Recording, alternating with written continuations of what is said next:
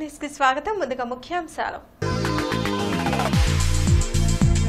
ప్రాథమిక విచారణను పూర్తి చేసిన సిట్ డీజీపీ గుప్తాకు నివేదిక. కౌంటింగ్ లోపు పూర్తి స్థాయి నివేదిక ఇచ్చే అవకాశం.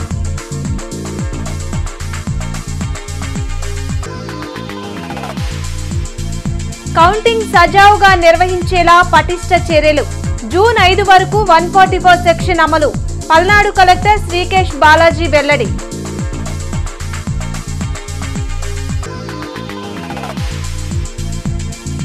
వైసీపీవి అసత్య ఆరోపణలు. అన్ని విషయాలపై సిట్ సమగ్ర విచారణ జరపాలన్న శ్రీకృష్ణ దేవరాయలు.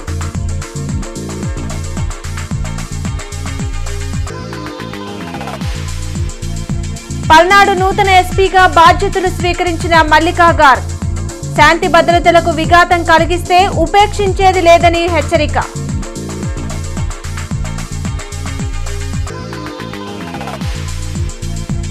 అధికారులను మార్చిన చోటే హింసాత్మక ఘటనలు.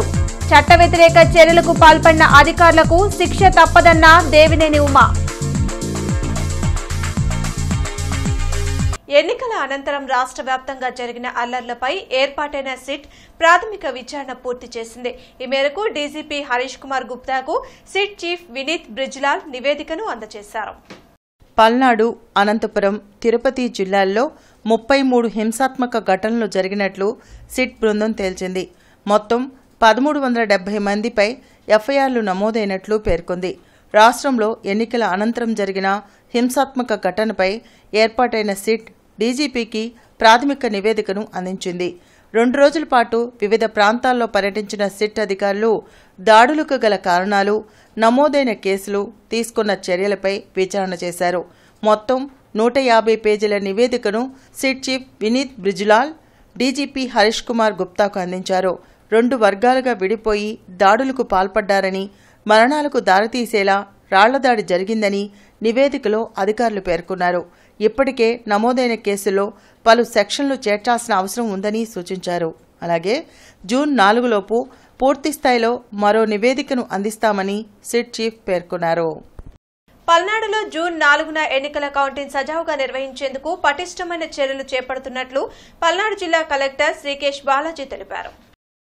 ప్రత్యేక పరిస్థితిలో ఈసీ తనను జిల్లా కలెక్టర్గా నియమించిందని చెప్పారు.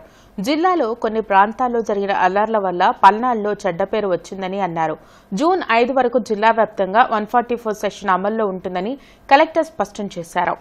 కొంచెం ప్రత్యేకమైన కండిషన్స్ లో ఇక్కడ రావడం మీ అందరికీ తెలిసిన విషయమే. ఎప్పుడు లేని విధంగా జనరల్ గా ఎలక్షన్ కమిషన్ ద్వారా కలెక్టర్స్, ఎస్పీలు మారడం, పోల్ తర్వాత జరగడం చాలా తక్కువ ఉంటుంది. బట్ మన జిల్లాలో ఈ పోస్ట్ పోల్ వైలెన్స్ కొంచెం ఎక్కువ జరగడం వల్ల ఎలక్షన్ కమిషన్ కొంచెం సీరియస్గా తీసుకొని నాకు ఇక్కడ పోస్టింగ్ ఇవ్వడం జరిగింది. సో దాని మేరకు మనకి ఉన్నటువంటి ప్రత్యేకమైన పని ఇప్పుడు కౌంటింగ్ సజావుగా నిర్వహించడము, పీస్ఫుల్గా కౌంటింగ్ పూర్తి చేయడము, కౌంటింగ్ తర్వాత కూడా ఎక్కడ అవాంఛనీయ ఘటనలు జరగకుండా చూడడము. మన జిల్లాలో దాదాపు అన్ని పోలింగ్ స్టేషన్లో చాలా చక్కగా పోలింగ్ జరిగింది.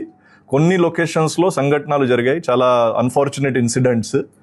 ఈ చిన్న లొకేషన్ కొన్ని 27 కేసెస్ వలన మొత్తం జిల్లాలో జరిగిన మంచి ఎలక్షన్ ప్రాసెస్కి ఒక చెడ్డ పేరు అనవసరంగా రావడం జరిగింది. అధికారులను ప్రలోభపెట్టి ఎన్నికల్లో తాము లబ్ధి పొందామని వైసీపీ చేస్తున్న ఆరోపణలపై సిట్ విచారణ చేసి నిజాలను బయటపెట్టాలని ఎంపీ లావు శ్రీకృష్ణ దేవరాయలు కోరారు. మంగళగిరిలోని టీడీపీ కేంద్ర కార్యాలయంలో ఎంపీ లావు శ్రీకృష్ణ దేవరాయలు మీడియాతో మాట్లాడారు.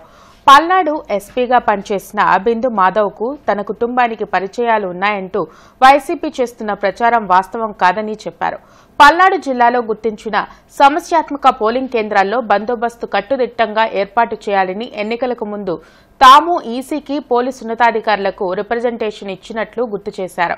పోలింగ్ అంతా టీడీపీ కనుసన్నల్లో జరిగిందని వైసీపీ చేస్తున్న ఆరోపణలపై తన కాల్ డేటా, వైసీపీ నేతల కాల్ డేటా తీసుకుని సిట్ విచారణ చేసి వాస్తవాలు బయటపెట్టాలని డిమాండ్ చేశారు.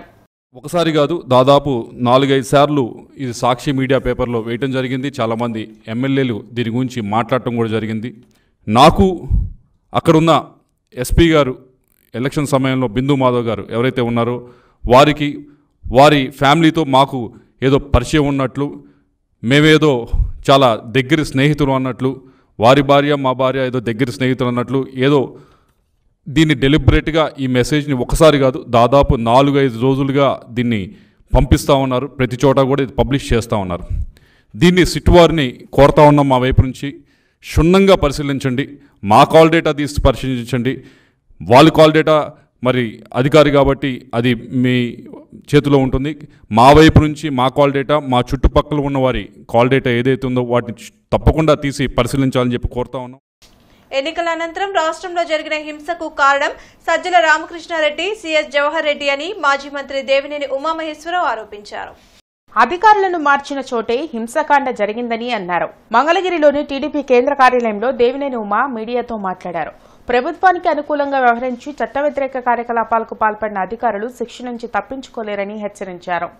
ఎన్నికల అనంతరం హింస జరిగిన 3 ప్రాంతాలు కూడా అటు పల్నాడు కావచ్చు, నరసరావుపేట కావచ్చు, అదేవిధంగా తాడిపత్రి కావచ్చు, అదేవిధంగా మాచర్ల కావచ్చు, ఈ సంఘటనలన్నీ కూడా ఎన్నికల అనంతరం జరిగిన హింసకి కారణం ఎక్కడైతే అధికారులు మార్పిడి జరిగిందో ఇది కావాలని చేసిన వైసీపీ నాయకుల కుట్ర, కుతంత్రం, దుర్మార్గాలు. ఇవాళ ముఖ్యమంత్రి కనుసన్నల్లో, ముఖ్యమంత్రి డైరెక్షన్లో, సజ్జల డైరెక్షన్లో టోటల్గా చీఫ్ సెక్రటరీ జవహర్ రెడ్డి ఇవన్నీ చేపిస్తూ ఉన్నాడు. మేము ప్రతిసారి చెప్తా ఉన్నాం, ఏం చీఫ్ సెక్రటరీ పరిపాలన తీరులో ఏ మాత్రం కూడా తేడా లేదు, ఏం చేయాలో అదే చేస్తూ ఉన్నాడు. పల్నాడు జిల్లా నూతన ఎస్పీగా మల్లికా గార్గ్ బాధ్యతలు చేపట్టారు. జూన్ 4న ఎన్నికల కౌంటింగ్ను సజావుగా నిర్వహించడమే తన ముందున్న లక్ష్యమని నూతన ఎస్పీ మల్లికా గార్గ్ వెల్లడించారు. శాంతి భద్రతల పరిరక్షణకు రాజకీయ పార్టీలు సహకరించాలని కోరారు. ఎవరు నిబంధనలు అతిక్రమించినా కఠిన చర్యలు తప్పవని ఎస్పీ హెచ్చరించారు. సో నా ఫస్ట్ ప్రయారిటీ ఉంటుంది to restore the law and order situation to normalcy. So మన దగ్గర చాలా ఇన్సిడెంట్స్ జరిగినాయి. ఇప్పుడు ఇంకా ఏం ఇన్సిడెంట్స్ జరగకుండా చూడటం నా ఫస్ట్ ప్రయారిటీ ఉంటుంది. దాంతోపాటు peaceful counting process and next few days after counting. So that is my first priority. Secondly, so many cases have been registered. చాలా కేసెస్ నమోదు చేయడం జరిగింది. దాంట్లో చాలామంది అక్యూజ్ కూడా ఐడెంటిఫై చేయడం జరిగింది. సో వాళ్ళు నెక్స్ట్ ఫ్యూ డేస్లో వాళ్ళని అరెస్ట్ చేసి వాళ్ళకి లోపల పంపించడం, that will be the important step to control the law and order situation. రైతు ఉద్యమ నేత, ఆంధ్రప్రదేశ్ రైతు సంఘం రాష్ట్ర మాజీ ప్రధాన కార్యదర్శి, సిపిఐ నాయకులు, అమరజీవి కామ్రేడ్ కొల్లి నాగేశ్వరరావు 4వ వర్ధంతి కార్యక్రమం మల్లయ్యలింగం భవన్లో జరిగింది. ఈ సందర్భంగా ఆంధ్రప్రదేశ్ రైతు సంఘం జిల్లా అధ్యక్ష కార్యదర్శులు కొల్లి రంగారెడ్డి, పచ్చల శివాజీ, సిపిఐ నగర కార్యదర్శి కోట మాల్యాద్రి ఆయన చిత్రపటానికి పూలమాలలు వేసి నివాళులర్పించారు.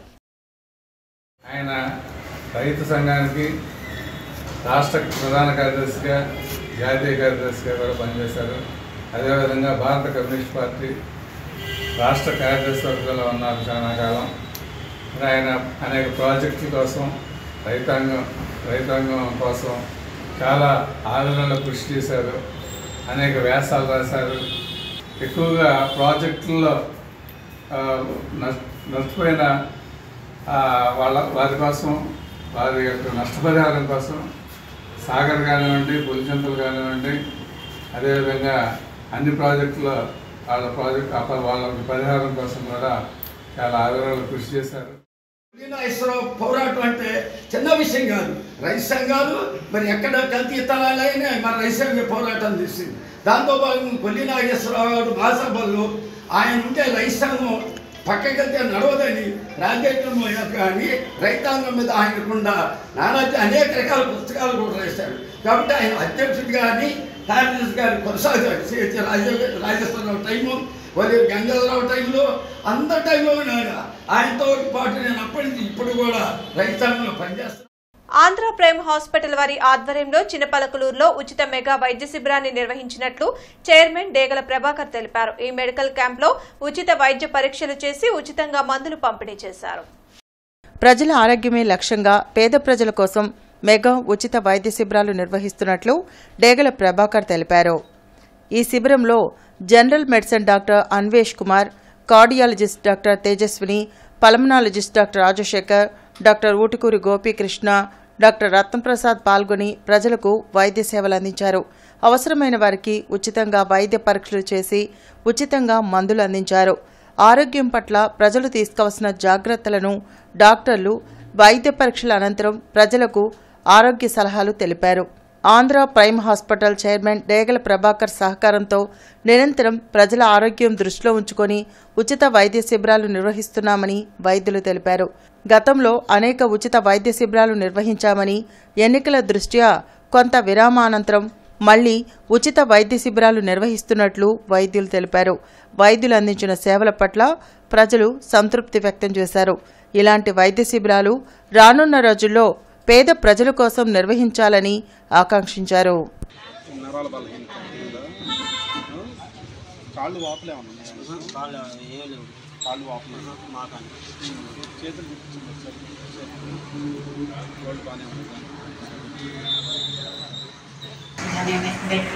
మిషన్ కాదు, ఆగిపెట్టే మిషన్ కాదు. నేను చెప్పేది సీకాట్ మిషన్ ఇట్లా మార్నింగ్ అది పెట్టుకోవాలి. ఎన్ని గంటలు పెట్టుకుంటారు? 2 గంటలు పెట్టుకున్నాను డాక్టర్ గారు. ఎప్పుడు మెలకు వచ్చి అప్పుడు తీశాను, పెట్టుకొని ట్యాబ్లెట్ పెట్టుకొని ఎప్పుడు మెలకు వచ్చి అప్పుడు తీశాను. బీపీ అనుభవించింది. బీపీ తక్కువే కానండి, బాగా కావాలని.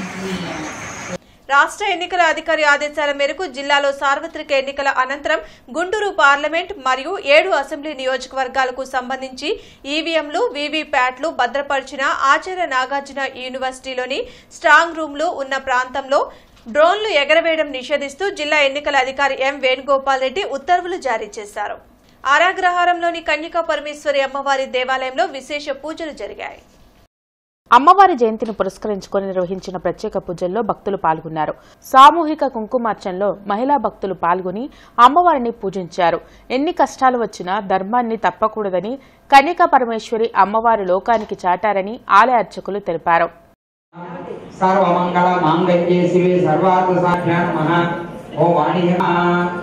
అందరికి నమస్కారం చేసుకుని దీపావళి కనుక ప్రసాదాలు జనాలు వస్తారు కాబట్టి దయచేసి ముందు శ్రద్ధ కోసం కోరుతున్నాను. ఈ లైన్ ముందరగమ్మా, మీరు ముందరగండి. ఓ ఉపేంద్రాయ నమః. ఓం ఉత్తిష్టంతో భూతపిశాచాః ఏతే భూమి ధారకాః వీరాయనం దర్శయామి. వీరాయనానందరం శుద్ధాశం సమర్పయామి. నమస్కరోమి. శ్రీమద్రమారమణ గోవిందో గణపతి మహారాజుకి, గణేష్ మహారాజుకి. అమ్మవారి యొక్క ఆవిర్భావ దినోత్సవం, జయంతి, అమ్మవారి పుట్టినరోజు. ఆర్యవైశ్య కులదేవతగా అమ్మవారి భూమి మీద అవతరించిన రోజు వైశాఖ దశమి. ఆ రోజు నుంచి 5 రోజుల పాటు దశమి, ఏకాదశి, త్రయోదశి, చతుర్దశి, పౌర్ణమి దాకా అమ్మవారి యొక్క పాంచాహ్య ఉత్సవాలు జరుగుతాయి. వైశ్య కులోద్ధారణి. ఈ భూమి మీద వైశ్యులందరికీ కూడా మాతృమూర్తి. మనందరం ఆ బిడ్డలం. జిల్లాలో ఈ దఫా భారీ సంఖ్యలో పోస్టల్ బ్యాలెట్ ద్వారా ఉద్యోగులు, అత్యవసర సేవల్లో విధులు నిర్వహించేవారు ఓటు హక్కును వినియోగించుకున్నారు. ఈ దృష్ట్యా ఓట్ల లెక్కింపు కోసం ఎక్కువ టేబుళ్లు ఏర్పాటు చేయాలని అధికార యంత్రాంగం నిర్ణయించింది. ఎన్నికల యంత్రాంగంతో పాటు హోమ్ ఓటింగ్ విధానంలో పోస్టల్ బ్యాలెట్ ద్వారా పలువురు ఓటు వేశారు. సర్వీస్ ఓటర్లు ఎలక్ట్రానిక్ విధానంలో ఓటు వేసి ఆ కవర్లను తపాలా శాఖ ద్వారా పంపించారు. 24,000 పైచిలకు ఓటర్లు పోస్టల్ బ్యాలెట్ విధానంలో ఓటు వేశారు. ఈ దృష్ట్యా ఓట్ల లెక్కింపు ఆలస్యం కాకుండా ఉండేందుకు ఎక్కువ సంఖ్యలో కౌంటింగ్ టేబుళ్లు ఏర్పాటు చేయాలని జిల్లా ఎన్నికల అధికారి వేణుగోపాల్ రెడ్డి ఆర్ఓలను ఆదేశించారు. గతంలో ఆర్ఓ టేబుల్ వద్ద కేవలం ఒకే టేబుల్పై పోస్టల్ బ్యాలెట్ ఓటు లెక్కించేవారు.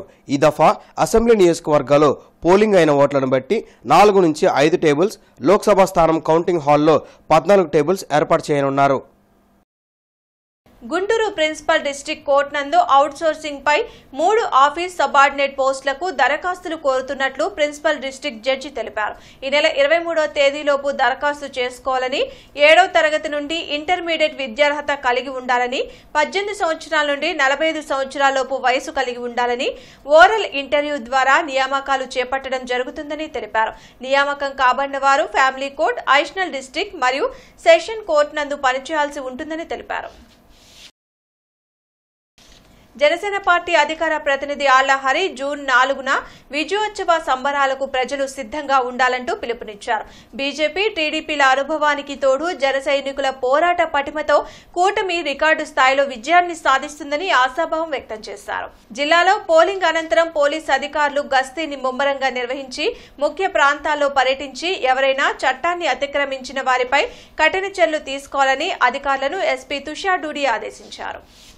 జిల్లాలో ప్రతి పోలీస్ స్టేషన్ పరిధిలో ఉన్న పెట్రోల్ బంకుల్లో ఎలక్షన్ కమిషన్ వారి నియమావళి ప్రకారం పెట్రోల్ మరియు డీజిల్లను విడిగా బాటిల్స్లో పోయడం నిషేధమని, ఏ పెట్రోల్ బంకు వారైనా రూల్స్ పాటించిన వారిపై చట్టపరమైన చర్యలు తీసుకోవాలని ఎస్పీ తుషార్ దూడి అధికారులను ఆదేశించారు.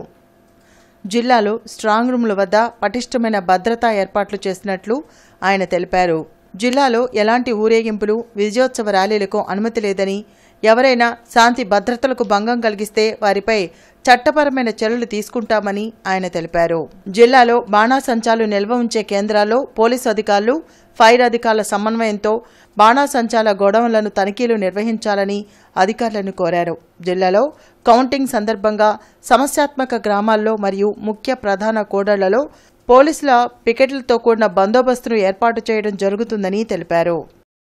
సబ్ ఇన్స్పెక్టర్ పోలీస్ ఫోర్స్ సిబ్బందితో కలిసి పెదకూరుపాడు గ్రామంలో పశువుల రన్ ఓవర్ పై అవగాహన ప్రచారం నిర్వహించారు. అనంతరం రాయవరం, కోతగుడిపి, గూగలదిన్న గ్రామాల్లో అవగాహన కార్యక్రమాలు నిర్వహించి రైతులతో మమేకమయ్యారు.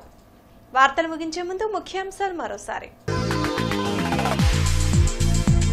ప్రాథమిక విచారణను పూర్తి చేసిన సిట్, డీజీపీ గుప్తాకు నివేదిక, కౌంటింగ్ లోపు పూర్తిస్థాయి నివేదిక ఇచ్చే అవకాశం.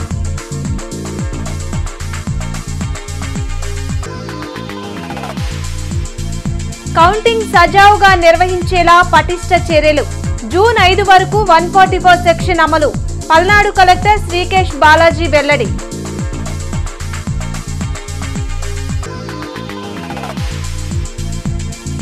వైసీపీవి అసత్య ఆరోపణలు, అన్ని విషయాలపై సిట్ సమగ్ర విచారణ జరపాలన్న శ్రీకృష్ణదేవరాయలు.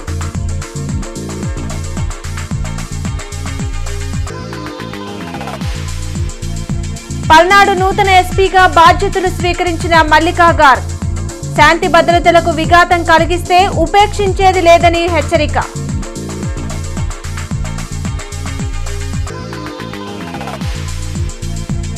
అధికారులను మార్చిన చోటే హింసాత్మక ఘటనలు, చట్ట వ్యతిరేక చర్యలకు పాల్పడిన అధికారులకు శిక్ష తప్పదన్న దేవినేని ఉమా. ఈ వార్తలు ఇంతటితో సమాప్తం. నమస్కారం.